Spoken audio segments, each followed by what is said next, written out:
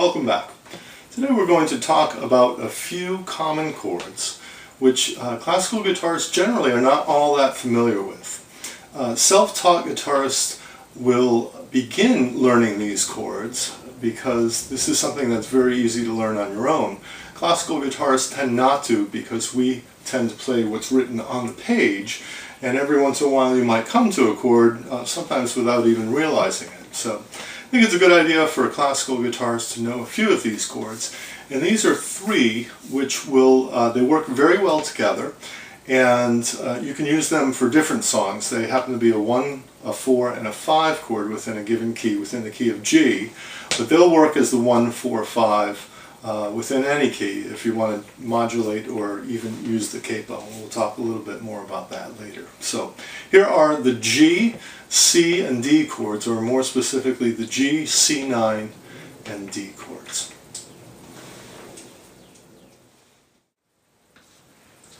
We're going to begin talking about the G chord, or open G. And if we start on the treble end, on the highest string, we'll put the little finger in the 3rd fret on the 1st string, and right next to it in the same fret on the 2nd string is the 3rd finger. Now we're going to have some open strings, the open 3rd string and the open 4th string. On the 5th string, put your 1st finger in the 2nd fret, and on the 6th string, put your 2nd finger in the 3rd fret. So what we end up with here is 3 fingers in the 3rd fret and 1 finger in the 2nd fret. And this is a G chord. I should say this is one form of a G chord. It's the one that we're going to be using, and you'll see why in just a moment. In fact, you'll see why right now when we switch to a C9.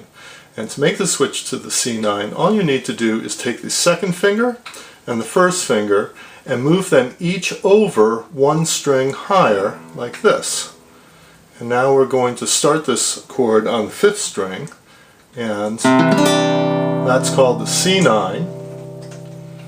And it's very easy to get to from the G chord by just sliding the 2nd and the 1st fingers over. And now you'll see why we're using this form of the G chord, because it gives us 2 common fingers. Now from this chord to the D chord, we're going to have 1 common finger, and that is the 3rd finger.